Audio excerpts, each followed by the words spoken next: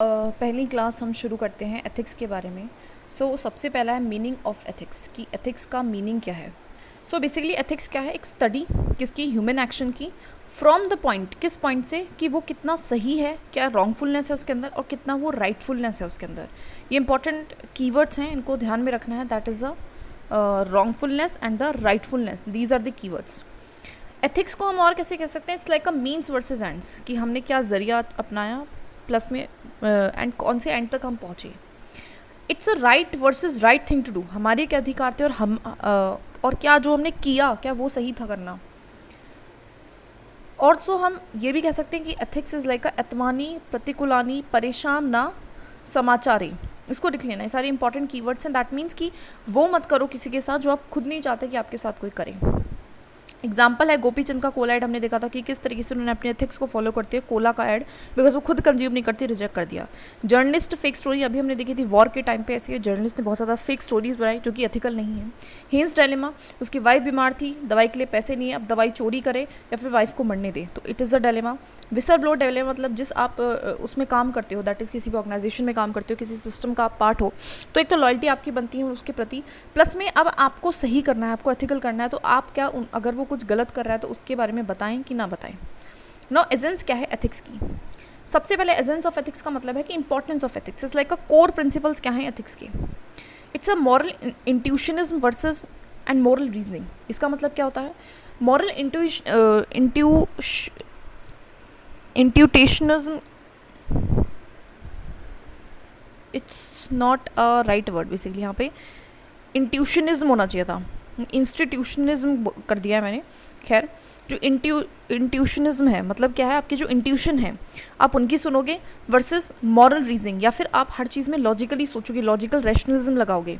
ठीक है, ये essence of ethics, this is versus कि हमें रीजनिंग लगानी है, ना कि हमें इंट्यूशन पे ध्यान नहीं देना है, हमें रीजनिंग एथिक्स को फॉलो करना है। Then absolute versus relative ethics हमने देखा था। एब्सोल्यूट का मतलब है जो यूनिवर्सल है, रिजिड है, जैसे कि किलिंग एक तरीके से गलती है, यूनिवर्सल है। वहीं पे अगर हमें रिलेटिव का मतलब होता है जो सिचुएशनल फ्लेक्सिबल होता है, जैसे कि किलिंग अ टेररिस्ट, तो वो सही है ना, क्योंकि वो सिचुएशन पे डिपेंड कर रहा है, वो पर्सन जो है वो दूसरों को हार्म करता है, दैट इज उसको मारना सही है। So it's like a relative ethics. Ethics versus loss क्या है, एथिक्स जो है वो बेस्ड होते हैं पर्सनल व्यूज़ पे, मेरे क्या व्यूज़ है वो एथिक्स है ना। This is flexible, of course वो चेंज होते हैं विद टाइम, तो फ्लेक्सिबल है। वहीं पे लॉ जो है वो इस्टेब्लिश एक अथॉरिटी करती है, जैसे कि गवर्नमेंट करती है, ये ज़्यादा हमारे क्या होते हैं, स्टैंडर्डाइज होते हैं। मॉरल्स वर्सेस एथिक्स, अच्छा इसका एग्जांपल भी था एथिकल, हर बहुत सारी जरूरी चीज़ नहीं होती कि जो लॉफुल है वो एथिकल भी हो एंड जो एथिकल है वो लॉफुल भी हो, जैसे कि सिविल डिसऑबीडियंस एथिकल था लेकिन लॉफुल नहीं था, वहीं पे अबॉर्शन लॉफुल है लेकिन एथिकल नहीं है, we are killing a someone. Morals versus ethics क्या है, morals like a individual belief, ज़्यादा रिजिड है।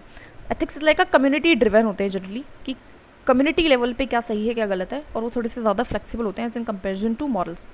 ये डिफरेंसेस जनरली यूपीएससी नहीं पूछता है, बट हो सकता है काफ़ी इंटरचेंजेबल वर्ड्स हैं, एथिक्स लॉज और मॉरल्स, एथिक्स का पूछ भी सकता है। एग्जाम्पल्स के थ्रू उनको समझाएंगे और हमें बेसिक डिफरेंस पता होना चाहिए। आगे बात करते हैं, that is determinants of ethics का मीनिंग क्या है, फैक्टर्स जो डिसाइड करते हैं वेदर एक्शन एथिकल है नहीं, किस बेसिस पे आप डिसाइड करोगे, कोई बेसिस भी तो होना चाहिए। इंडिविजुअल अपनी नॉलेज, अपने मॉरल्स, अपने एक्सपीरियंस या अपनी कंसाइंस का मतलब होता है दैट इज़ अपनी अंतरात्मा, जैसे कि राजा राम मोहन रॉय ने किया था कि उनकी अंतरात्मा ने बोला कि सती प्रथा गलत है, तो उसके खिलाफ वो उन्होंने स्टैंड लिया। तो it's like a knowledge, morals, experience. खुद ही देख लो, मैं क्या कैसे डिसाइड करूँगी कोई चीज़ गलत है सही है, तो पहली बात तो नॉलेज है, फिर मेरी खुद की मॉरल वैल्यूज़ क्या है, देन मेरा एक्सपीरियंस क्या रहा है उस चीज़ से रिगार्डिंग, या फिर मेरी अंतरात्मा, मेरी इंट्यूशन क्या कहते हैं, मेरी कॉन्साइज क्या कहती है। ठीक है, सिचुएशन पे भी डिपेंड करता है, जैसे कि सोसाइटी है ना, पीयर्स मतलब आपके आसपास के लोग, अपॉर्चुनिटी आपके सामने कोई ऐसी आ जाए, करप्शन करो, 100 करोड़ मिल रहे हैं, या फिर सच बोलो, तो क्या आप चूज़ करोगे, तो उसके बेसिस पे भी अपने एथिक्स को डिटरमाइन करोगे। सर्कमस्टेंसेस है ना, ब्रेकिंग सिग्नल्स, जैसे कि एम्बुलेंस है उसको जान बचाना है किसी की, तो ब्रेक करना पड़ रहा है, तो सिचुएशन पे भी डिपेंड करता है, इंडिविजुअल की नॉलेज, मॉरल्स, एक्सपीरियंस, इन सब पे भी करते हैं डिपेंड। देन उसके बाद अदर्स हैं, कल्चर पे डिपेंड कर सकता है कोई चीज़ ठीक है गलत है, रिलीजन पे कर सकता है, कोड ऑफ कंडक्ट पे कर सकता है, जैसे कि रिलीजन में अगर मैं देखूँ तो I am basically Hindu and I live in north India, और नॉर्थ इंडिया में हिंदू कल्चर में नॉनवेज खाना गलत है, तो दैट इज़ वाई मैं उसको गलत मान रही हूँ, तो वो भी हो सकता है। कोड ऑफ कंडक्ट, आप जिस ऑर्गेनाइजेशन में हो उस ऑर्गेनाइजेशन के कोड ऑफ कंडक्ट होते हैं, तो वो सही गलत बता सकते हैं आपको। टाइमिंग, जैसे कि LGBTQ राइट्स हैं, किसी टाइम पे वो बहुत गलत थे लेकिन आज के टाइम पे उनको राइट्स दिए जा रहे हैं, ठीक है। तो टाइमिंग भी एथिक्स को, सही गलत को डिटरमाइन करती है। लॉज करते हैं, एजुकेशन आपकी कितनी है, प्रेशर कितना है कंफर्म करने के लिए सोशल नॉर्म्स पे, है ना। जैसे कि एक प्रेशर है कि आपकी शादी हो जानी चाहिए, अगर आप फीमेल हो तो 25 के आसपास, उससे ज़्यादा लेट तो आप बूढ़े बने जाओगे। सो वो प्रेशर कितना है, वो सही गलत बताता है चीज़ों में। There is a divine command theory, ये बेसिकली कमांड थ्योरी है, ज़्यादा कुछ नहीं है। इसमें कहता है कि जो भी गॉड बोल रहा है वो ठीक है, ठीक है। जो भी कमांड दी है, गुड चीज़ों की कमांड गॉड ने दी है और गुड चीज़ों को हमें करना चाहिए, जो उसकी कमांड है। अब उसने क्यों कमांड करी है नहीं पता है। फिर इमोरल जो चीज़ें हैं, गलत चीज़ें हैं, चोरी चकारी, रेप, मर्डर, गलत बोलना, झूठ बोलना, करप्शन करना, वो किसने सिखाया है। तो ये पूरी तरीके से एक्सप्लेन नहीं करता है, अपने आप में पार्शियल थ्योरी है, we can say partial theory, ठीक है, पार्शियल थ्योरी है। आगे हम बात करते हैं रोल क्या है एथिक्स का। मतलब एथिक्स मेरे लिए क्या, लाइक फॉर इंडिविजुअल, अलग अलग पर्सपेक्टिव से इंडिविजुअल मेरे लिए क्या है, मुझे फेयर रहना सिखाएगा, सच बोलना, राइट कंडक्ट करना सिखाएगा, ऑनेस्ट रहना, मोरल रहना, सेल्फलेसनेस होना, सबसे इंपॉर्टेंट है सेल्फलेसनेस होना, कि मैं सिर्फ अपने बारे में ना सोचूं, लोगों के बारे में भी सोचूं, ठीक है। करप्शन करते समय सिर्फ अपने बारे में नहीं सोच रही हूँ कि अगर मुझे लाइक मेरे पास एक अपॉर्चुनिटी आएगी, मेरे को इस लैंड को लोकेट करना है to someone for building purpose, अब उसी में क्या है, फॉरेस्ट है, अब फॉरेस्ट कटेंगे तो वो चीज़ गलत है। तो मैं सेल्फिश ना हूँ कि मुझे पैसे मिल रहे हैं उस पर हाँ करने के लिए तो मैं उसको कर दूँ, मुझे सोचना पड़ेगा। तो मुझे सेल्फलेसनेस, एम्पैथी सिखाता है, दूसरों का दर्द तकलीफ को समझना सिखाता है। ऑर्गेनाइजेशन में ट्रांसपेरेंसी लाएगा एथिक्स है, तो कोई भी चीज़ें सीक्रेसी के साथ नहीं होंगी, ट्रांसपेरेंट रहेगी, सो दैट लोगों का ट्रस्ट बने, फेथ बने। एफिशिएंसी से काम होगा, ठीक है, कुछ गलत काम नहीं हो रहा तो एफिशिएंसी से होगा। गवर्नेंस आएगी, अकाउंटेबिलिटी आएगी, जवाबदेही तय होगी, ठीक है।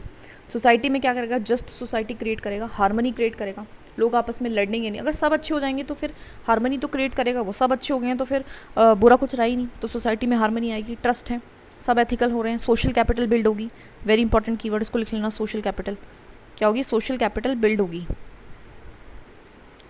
सोशल कैपिटल बिल्ड होने का क्या मतलब होता है कि capital means a long term thing, है ना, एंड सोशल मतलब सोसाइटी की ऐसी कैपिटल कि सोसाइटी इतनी अच्छी होगी है, सबका विकास हो रहा है, सब इंक्लूसिव है, ब्रदरहुड आएगा।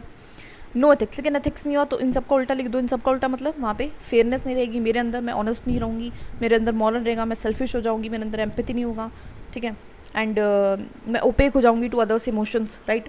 ऑर्गेनाइजेशन में हम कह सकते हैं कि ट्रांसपेरेंस नहीं रहेगी, एफिशिएंसी नहीं रहेगी, फेथ नहीं रहेगा, अकाउंटेबिलिटी फिक्स नहीं कर पाओगे, सोसाइटी जस्ट नहीं रहेगी, कॉन्फ्लिक्ट रहेगा, कम्युनल वायलेंस रहेगा, ट्रस्ट नहीं रहेगा, ठीक है, ठीक है। अदर्स अगर मैं देखूँ तो जैसे कि हमारी और भी क्या करती है एथिक्स, इंडिविजुअल लेवल पे हमारी सोच को बदलती है ना।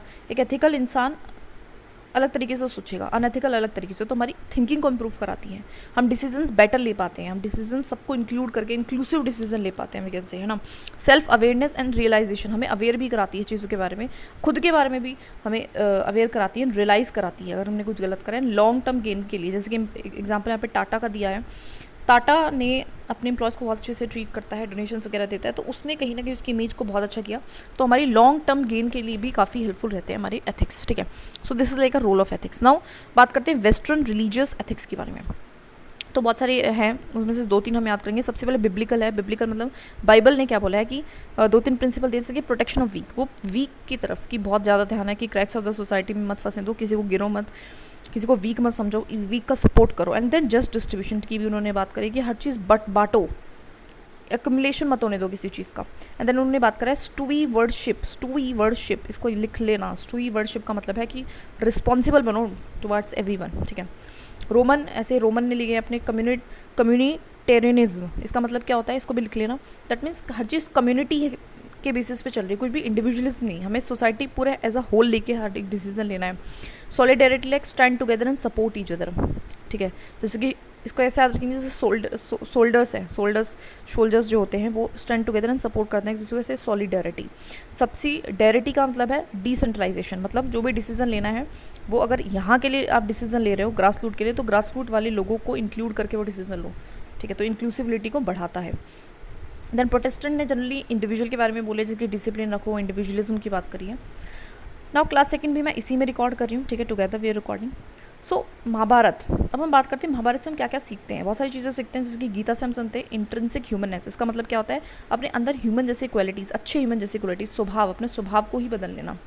लोग संगला मतलब लोग का भला होना, लोक के हित के लिए, ठीक है। निष्काम कर्मा मतलब प्रिंसिपल ऑफ डिटैच इन्वॉल्वमेंट, मतलब आपको इन्वॉल्व तो होना है लेकिन अपने स्वार्थ को डिटैच कर लेना है उससे, अपने लिए काम नहीं करना है, दूसरों के लिए काम करना है, निष्काम कर्मा।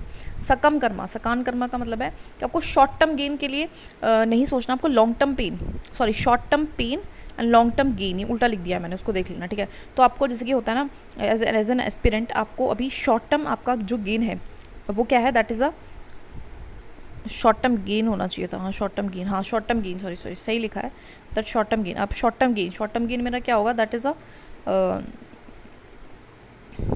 नहीं लॉन्ग टर्म गेन होना चाहिए और शॉर्ट टर्म पेन होना चाहिए।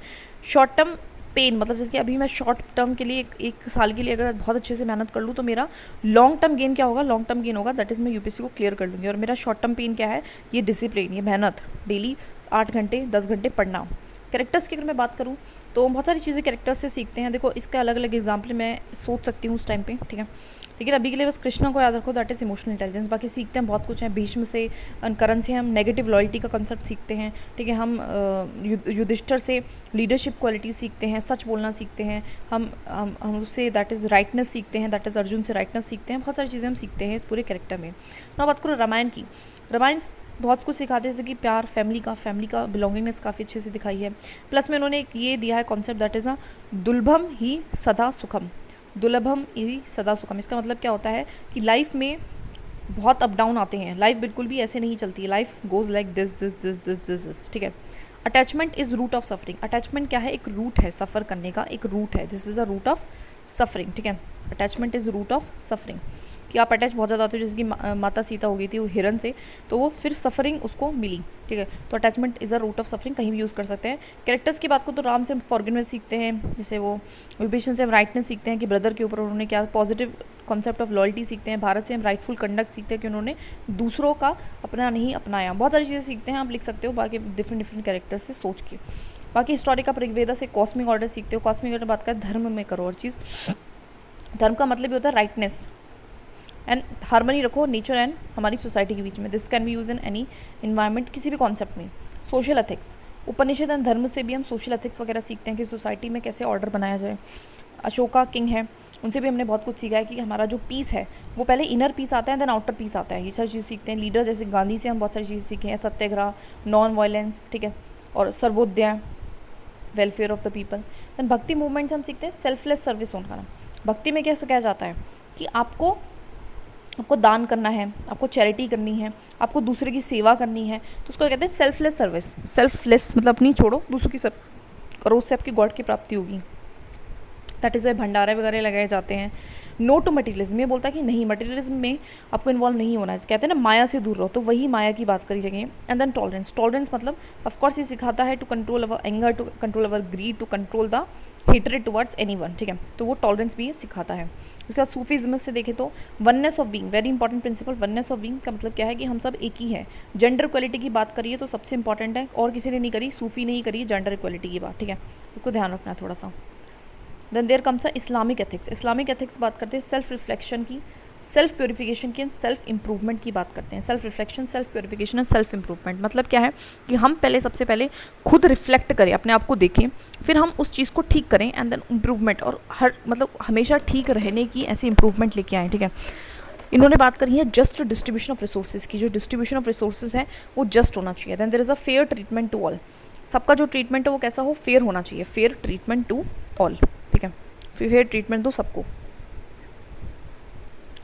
सबको फेयर ट्रीटमेंट दो। तो ये भी इंपॉर्टेंट है, जस्ट डिस्ट्रीब्यूशन ऑफ रिसोर्सेज की बात भी और किसी ने नहीं करी, इन्हीं ने ही करी है, हाँ, बट एक जस्ट डिस्ट्रीब्यूशन की बात हमारी बिब्लिकल ने भी करी थी, उसको भी ध्यान रखना है। तो इस्लामिक एथिक्स एंड बिब्लिकल बात कर रहे हैं जस्ट डिस्ट्रीब्यूशन की। जेंडर इक्वलिटी की सिर्फ किसने बात करी है, दैट इज़ सूफीज़्म ने बात करी है। ऐसे रिकॉल करते हुए चलेंगे, फेयर ट्रीटमेंट दो सबको, इक्वलिटी वाली बात, दैट इज़ इस्लामिक एथिक्स ने बात करी। तभी इनके यहाँ पे कोई कास्ट वगैरह नहीं होता, वैसे आजकल तो हो गया है बट वैसे बता रही हूँ। एथिक्स, अगर हम सिख की एथिक्स की बात करें तो बात करते हैं पर्पसफुल लाइफ की, लाइफ में पर्पस होना चाहिए, ठीक है। दान, दया, निर्वैर, संतोष एंड सेवा, ये कुछ वैल्यूज़ हैं जो फॉलो करनी है, ठीक है। उसके बाद honest living and honest earning की बात करी इन्होंने, ठीक है, कि सही कमाओ और सही अपना अर्न करो। कांट कहता है कि कांट ने 2 चीज़ें कही, दैट इज यूनिवर्सल लॉ, जो चीज़ यूनिवर्सली ठीक है वो ठीक है, जो यूनिवर्सली गलत है वो गलत है, ये कांट कहता है। कांट बेसिकली ज़्यादा ध्यान रखता था मीन्स पे, है ना, मीन्स पे याद रखता था, एंड से उसको कोई मतलब नहीं था। ट्रीट ह्यूमन को बोलता था एंड की तरह करो, मीन्स की तरह ट्रीट मत करो, ठीक है। मतलब कोई ह्यूमन अपने आप में एक एंड है, ठीक है, कोई मीन्स नहीं है, कहीं तक पहुंचने का एक रास्ता नहीं है वो। डिनोटोलॉजी ऐसी थ्योरीज है जिनका focus generally rules, duties and intentions पे रहता है, वो केयर नहीं करते रिजल्ट चाहे कुछ भी आए, ठीक है।